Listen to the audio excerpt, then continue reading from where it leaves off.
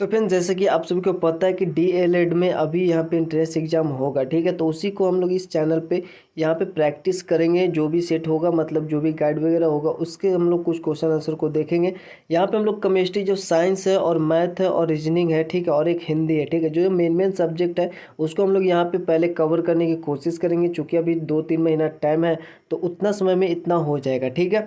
यहाँ पर regular video आएगा, तो अगर आप चैनल पर नया तो चैनल को जरूर से सब्सक्राइब कर ले। जो भी फ्रेंड्स वीडियो को देख रहे हैं वो वीडियो को शेयर जरूर से कर दे, जो डीएलएड की एंट्रेंस एग्जाम देने वाले हैं, ठीक है। तो चलिए यहाँ पे वीडियो को स्टार्ट कर दिया। हमारा केमिस्ट्री का पहला वीडियो, यहाँ पे केमिस्ट्री का हम लोग लगभग 250 क्वेश्चन को देखने वाला है। ये हमारा पार्ट 1 है। यहाँ पे कुछ क्वेश्चन को देखेंगे और इसका नेक्स्ट पार्ट भी आएगा, फिर मैथ आएगा, फिर रीजनिंग आएगा और हिंदी आएगा। तो सभी का यहाँ पे रेगुलर वीडियो अपलोड होगा, जिससे आपको प्रैक्टिस अच्छा खासा हो जाए, ठीक है। तो चलिए हम लोग यहाँ पे बात करते हैं पहला क्वेश्चन को। तो यहाँ पे बोला कि एक ही प्रकार के परमाणुओं से मिलकर बना पदार्थ क्या कहलाता है। तो एक ही प्रकार के परमाणुओं से मिलकर जो बना हुआ पदार्थ है उसको हम लोग तत्व बोलेंगे, ठीक है। यहाँ पे तत्व जो होगा एक ही परमाणुओं से मिलकर बनता है। मिश्रण जो होता है वो अलग अलग पदार्थ से मिलकर बनेगा और एक अनिश्चित अनुपात में बनेगा। और ये यौगिक है वो निश्चित अनुपात में बनता है, ठीक है। वो आगे देखेंगे।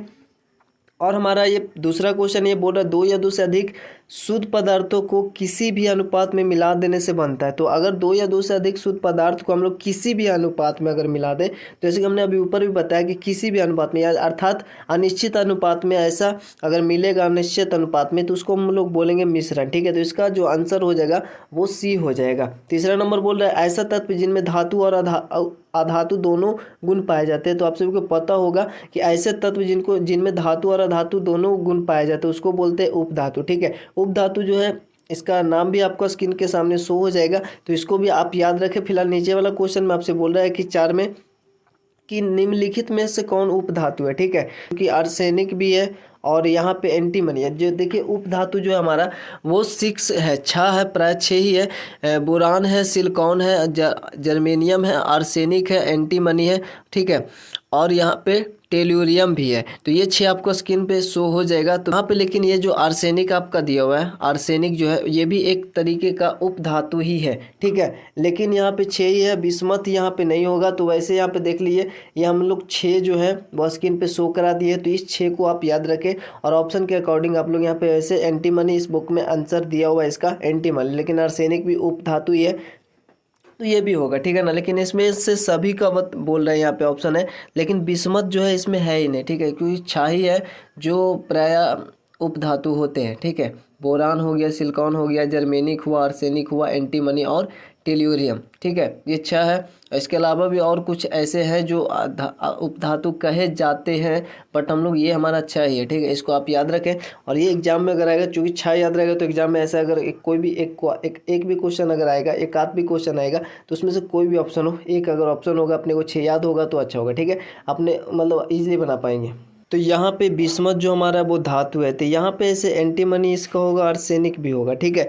तो आर्सेनिक भी होगा क्योंकि ये भी उपधातु ही है, तो हमने आपको स्क्रीन पे शो करा दिया। वैसे अगर ये भी उपधातु होता तो इनमें से सभी होता है, ठीक है, बट ये धातु होता है। चलिए अगला क्वेश्चन हमारा जल एक यौगिक है क्योंकि, देखिए जल एक यौगिक है क्योंकि ये ठोस, द्रव और गैस तीनों रूप में पाया जाता है, इसके कारण नहीं होता है, ठीक है। इसमें हाइड्रोजन में ऑक्सीजन होती है, तो होती है, बट ऐसा नहीं है, इसके कारण ये यौगिक है।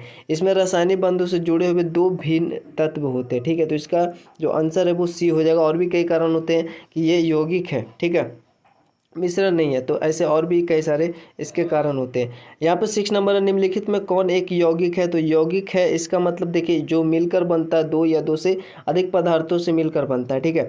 तो वो होता है यौगिक, लेकिन उस समान अनुपात में बनेगा, निश्चित अनुपात में बनेगा।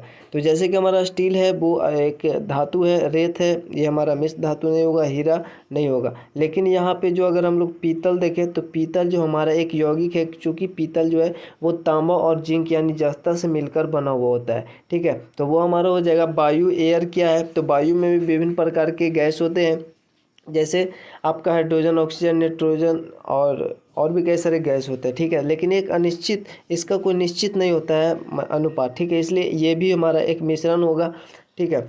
बारूद भी क्या है, तो बारूद भी इसी प्रकार से एक मिश्रण होगा। और कोयला जो हमारा क्या है, तो कोयला एक तत्व है, ठीक है, तो इसका ए हो जाएगा। और 10 नंबर क्वेश्चन है हीरा क्या है, तो हीरा भी एक तत्व ही है, तो ये हमारा ये हो जाएगा 10 का, ठीक है। वह वैज्ञानिक जिसने परमाणु सिद्धांत की खोज की, तो ठीक है, परमाणु सिद्धांत की खोज किसने की? ए में है रदरफोर्ड, और आपको ऊपर में देखिए बी में है ये हमारा मैडम क्यूरी, लेकिन यहाँ पे जो सी है जॉन डाल्टन, इन्होंने परमाणु सिद्धांत की खोज किया था, ठीक है। और अगला है 12 नंबर, परमाणु की नाभिक का आकार क्या होता है? तो परमाणु का जो नाभिक का आकार होता है 10⁻⁻15 मीटर होता है, ठीक है। और अगला है 13 नंबर, परमाणु नाभिक के अवयव। तो परमाणु में जो नाभिक होता है उसके नाभिक में प्रोटॉन और न्यूट्रॉन होता है, ठीक है। प्रोटॉन और न्यूट्रॉन होता है उसके नाभिक में। कोई भी अगर यहाँ पे तत्व है, ठीक है, उसके जो परमाणु है, मतलब कोई परमाणु उसके नाभिक में प्रोटॉन और न्यूट्रॉन होंगे, और एक इलेक्ट्रॉन होता है जो उसके चारों ओर चक्कर लगाता है, ठीक है। तो ये हमारा हो जाएगा इसका परमाणु नाभिक के अवयव क्या होगा? तो प्रोटॉन और न्यूट्रॉन यहाँ पे दिख रहा है बी में, चूँकि इलेक्ट्रॉन प्रोटॉन नहीं होगा, क्योंकि इलेक्ट्रॉन बाहरी कक्षा में होता है, इलेक्ट्रॉन और न्यूट्रॉन नहीं होगा। इलेक्ट्रॉन जो होगा तो वो होगा ही नहीं, ठीक है। तो सिर्फ प्रोटॉन और न्यूट्रॉन होगा। तो ये हमारा होगा 13 नंबर। 14 नंबर है, परमाणु के नाभिक में निम्न कण होते हैं। तो अभी हमने ऊपर देखा सिम वैसे परमाणु के नाभिक में जो है वो प्रोटॉन और न्यूट्रॉन होता है, ठीक है ना। उसके बाद यहाँ पे यही हो जाएगा आपका। और 15 नंबर, एक इलेक्ट्रॉन पर कितना आवेश होता है? इलेक्ट्रॉन चूँकि ऋण आवेशित होता है तो ये ऋण होगा, यहाँ पे इसमें हो जाएगा आपका इलेक्ट्रॉन में -1.6 और गुना 10 के पावर 19 हो जाएगा। पावर में -19 रहेगा, इसका -1.6 गुना 10 के पावर -19, ठीक है। तो यहाँ पे ये हमारा सी हो जाएगा -1.6 गुना 10 के पावर 19, ये कूलाम होगा ये हमारा, ठीक है। और यहीं पे अगर आप प्रोटॉन होता या, ठीक है, प्रोटॉन होता तो इसका सिर्फ प्लस में हो जाता है ये वाला, ठीक है। 1.6 गुना 10 के पावर -19 कूलाम होता, लेकिन ये प्लस में होता है, ठीक है। माइनस में इलेक्ट्रॉन को होता है और जो प्रोटॉन होता है उसका प्लस में होगा, ठीक है। सेम ऐसा ही होगा, अवेश जो होगा वो सेम ही होगा। बोल रहा प्रोटॉन की खोज किसने की? ठीक है, इसका ट्रिक भी होता है। प्रोटॉन का खोज किसने किया, इलेक्ट्रॉन का खोज किसने किया, न्यूट्रॉन का खोज किसने किया, ठीक है। तो एक यहाँ पे एक ट्रिक लिख रहे, जैसे द हो गया गोप चैन, ठीक है, इस प्रकार से हमने लिखा। यहाँ पे देखिए ई से यहाँ पे इलेक्ट्रॉन हो जाएगा और टी एच से समझ लीजिए थॉमस, ठीक है। तो ये हमारा थॉमस है जो इलेक्ट्रॉन का खोज किया था, ठीक है। गोल्डस्टीन यहाँ पे इसका मतलब समझ ले, गोल्डस्टीन जो है वो हमारा प्रोटॉन का खोज किया था, ठीक है। तो द गोप ऐसे चैन करके याद रखेंगे, ठीक है। चैन मतलब चैडविक जो है, ये एन से न्यूट्रॉन समझ लिए, ठीक है। चैन मतलब चैडविक जो है वो चैडविक, यहाँ पे आप लोग समझ लीजिएगा चैडविक WIK या सिक्के, ठीक है। चैडविक जो है वो न्यूट्रॉन का खोज किया था, ठीक है। तो जैसे ही आपसे बोले प्रोटॉन तो गोप ऐसा याद रखिएगा, तो प्रोटॉन गोल्डस्टीन, और इलेक्ट्रॉन तो द याद रखिएगा द, तो इलेक्ट्रॉन का खोज किसने किया था? थॉमस, ठीक है।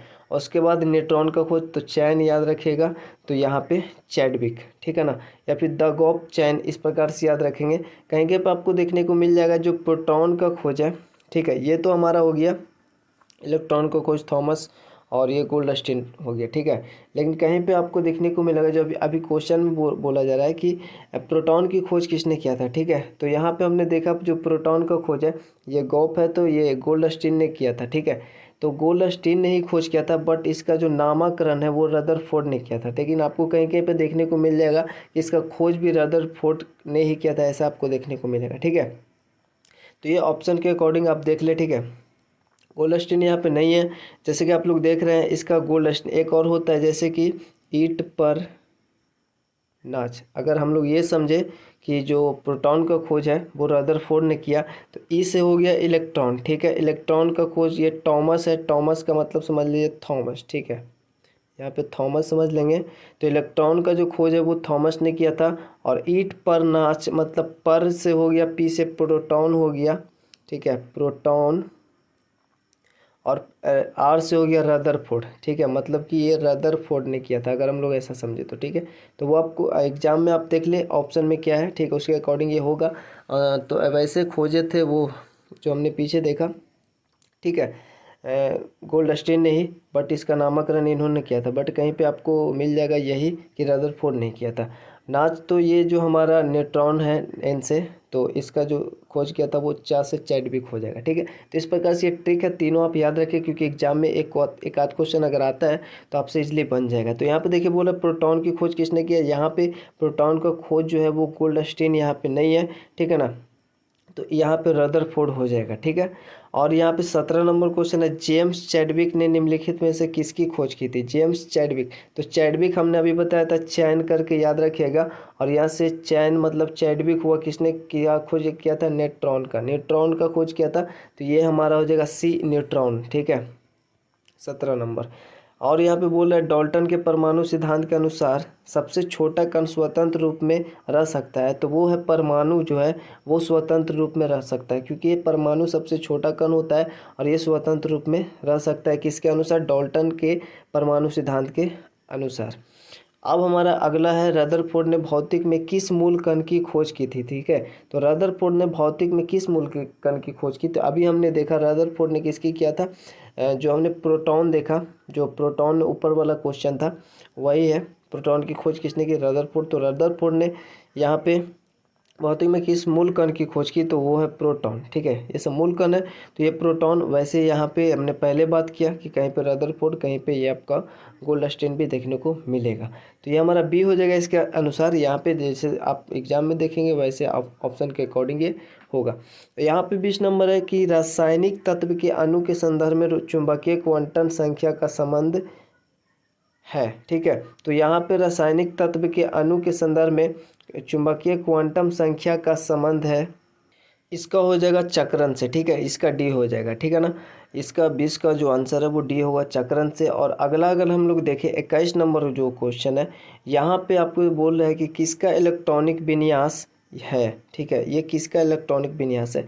तो अगर आपको यहाँ पे इलेक्ट्रॉनिक विन्यास आपको पता है तो इस क्वेश्चन को आप सोल्व कर पाएंगे, वरना यहाँ पे अंदाजे यहाँ पे इस प्रकार से आप लोग इसको नहीं बना पाएंगे। ठीक है, तो आपको बेटर होगा कि आप लोग इलेक्ट्रॉनिक विन्यास को सीख ले। वैसे हम यहाँ पे अगर उसके बारे में डिटेल में बताएंगे तो वीडियो काफ़ी लंबा हो जाएगा। ठीक है, इसलिए हम लोग यहाँ पे सिंपली बताते हैं कि यहाँ पे जो इसका आंसर है वो होगा बी। अगर जो जानते हैं वो समझ रहे होंगे क्यों होगा, तो इसका इलेक्ट्रॉनिक विन्यास जो है वो बी हो जाएगा। और हम लोग नेक्स्ट वीडियो अगर कमेंट करेंगे तो इलेक्ट्रॉनिक विन्यास पे भी बता देंगे अच्छे से, तो ऐसा क्वेश्चन आपसे नहीं छूटेगा। 22 नंबर है, अनिश्चितता के सिद्धांत का प्रतिपादन किसने किया था, तो अनिश्चितता के सिद्धांत का प्रतिपादन हाइजेनबर्ग ने किया था। यह हमारा बी ऑप्शन हो मतलब जो है वो आंसर हो जाएगा। 23 नंबर वाला है, क्वेश्चन में बोल रहा है नाभिक की खोज रदरफोर्ड ने किन कणों की सहायता से की थी। तो देखिए यहाँ पे नाभिक का जो खोज है जब किया था तो उन्होंने इस गामा किरण जो है, सॉरी अल्फ़ा, हाँ ये अल्फ़ा किरण जो है, चूँकि अल्फ़ा जो है वो पॉजिटिव होता है, बीटा जो है वो निगेटिव होता है, और गामा जो है जैसे न्यूट्रॉन जो होता है, ठीक है, न्यूट्रल होता है, उसी प्रकार से ये भी कण होता है। ठीक है, तो ये गामा किरण को भेजा था, और जब ये गामा किरण को भेजा तो वो इस प्रकार से कट गया। ठीक है, मतलब बीच में क्या था आपका एक नाभिक है, यानी कि कुछ है वहाँ पे जिसके कारण से ये कट गया। ठीक है, अगर नहीं होता, खाली होता तो ये पार हो जाता। ठीक है, तो उन्होंने प्लस वाले किरण को भेजा, और चूंकि यहाँ पे प्रोटॉन होता है नाभिक में और न्यूट्रॉन होता है, तो प्रोटॉन जो होता है वो प्लस में होता है, ये प्लस वाले किरण को भेजेगा। तो जो सेम जाति का होता है वो विकर्षण होता है, दूर भेजता है। ठीक है, अगर माइनस में होता है, अगर बीच में, तो ये आकर्षण होता है, ये भागता नहीं इधर। ठीक है ना, तो ये इन्होंने प्लस वाले कण को भेजा था, ठीक है, अल्फा को। तो यहाँ पे इसका जो आंसर हो जाएगा ये ए हो जाएगा। और बोल रहा है 24 में किस तत्व के रासायनिक गुण निर्भर करते हैं, तो जो रासायनिक गुण है वो परमाणु की संख्या पर निर्भर करता है, और यहाँ पे जो इसका ऑप्शन है वो हो जाएगा बी। ठीक है, परमाणु द्रव्यमान पे नहीं होगा, ये सब नहीं होगा, यहाँ पे परमाणु संख्या पे किसी भी तत्व के रासायनिक गुण निर्भर करता है। और 25 नंबर में वही है, इलेक्ट्रॉनिक विन्यास से है। तो आपको यहाँ पे देखिए, आपको हम कमेंट करके बता दीजिएगा अगर आपको इसके बारे में डिटेल में जानना है तो। वैसे इसका भी आंसर हो जाएगा बी। आपका बोल रहा है परमाणु संख्या 29 वाले परमाणु का सही इलेक्ट्रॉनिक विन्यास क्या होगा, तो बी होगा। वैसे हम लोग इस पर एक वीडियो बनाएंगे, बट आप देखिए अगर आपको वैसे पता होगा तो आप लोग समझ पा रहे होंगे क्यों होगा। अब 26 नंबर में रेडियो सक्रियता की खोज किस वैज्ञानिक ने सर्वप्रथम की थी, तो ठीक है, तो रेडियो सक्रियता की खोज किसने किया था सबसे पहले, तो इसका जो आपका आंसर हो जाएगा सी वाला हो जाएगा, हेनरी क्वेरेल। ठीक है, हेनरी क्वेरेल ने ही सबसे पहले रेडियो सक्रियता की खोज किया था। ठीक है, तो ये हमारा हो जाएगा इसका हेनरी बेकवेरेल। ठीक है, इसको आप बोल सकते हैं हेनरी बेकरल भी बोल सकते हैं, लेकिन यहाँ पे बोल रहा है सर्वप्रथम, तो यहाँ पे जो ऑप्शन है ये आपका हेनरी क्वेरल, ठीक है, ये होगा यहाँ पे। और 27 नंबर क्वेश्चन में है रेडियो सक्रियता की इकाई क्या होता है, तो रेडियो सक्रियता की जो इकाई होता है वो सी होता है क्यूरी, ठीक है। तो आप इसको भी याद रखें, रेडियो सक्रियता की इकाई क्या होता है। अल्फ़ा और बीटा जो किरणें हैं इनकी खोज किसने किया था, तो इसका खोज भी ये रदरफोर्ड ने ही किया था, ठीक है। रदरफोर्ड ने अल्फ़ा बीटा और गामा तीनों किरण का खोज किया था, रदरफोर्ड ने। तो किस वैज्ञानिक ने गामा किरणों की खोज किया, तो अभी हमने बताया रदरफोर्ड ने, तीनों किरण का, ठीक है। अल्फ़ा किरणें जो होते हैं वो इसके इक्वल होता है, मतलब डबल आयन, क्योंकि अल्फ़ा जो किरण है उसमें 2 प्रोटॉन और 2 न्यूट्रॉन होता है ऐसा, ठीक है। तो 2 प्रोटॉन और 2 इलेक्ट्रॉन होता है, ठीक है ना। तो यहाँ पे इसका जो हो जाएगा वो जो होता है इसी के समान होता है H डबल जो होता है 2He हीलियम का, ठीक है। तो ये वाला होगा आपका। और ये जो है 31 नंबर पे क्वेश्चन में बोला बीटा किरणें बनी होती है, तो बीटा किरण आपको पता है अल्फा प्लस होता है और बीटा ऋण होता है, तो ये ऋण आवेशित कणों से बना होता है और अल्फा पॉजिटिव होता है, जबकि गामा जो है वो न्यूट्रल होता है, ना तो प्लस होता है ना ही माइनस होता है, अर्थात उदासीन होता है, ठीक है। तो आज हम लोग इस वीडियो में 31 तक क्वेश्चन को देखा है। नेक्स्ट वीडियो में आगे बढ़ेंगे और भी नेक्स्ट वीडियो में अदर जो सब्जेक्ट है उसका भी वीडियो आएगा। तो चलो अपने चैनल को जरूर से सब्सक्राइब कर ले, लाइक कमेंट से जरूर से कर दे। मिलता है आपसे नेक्स्ट वीडियो में, तब तक ले जय हिंद जय भारत।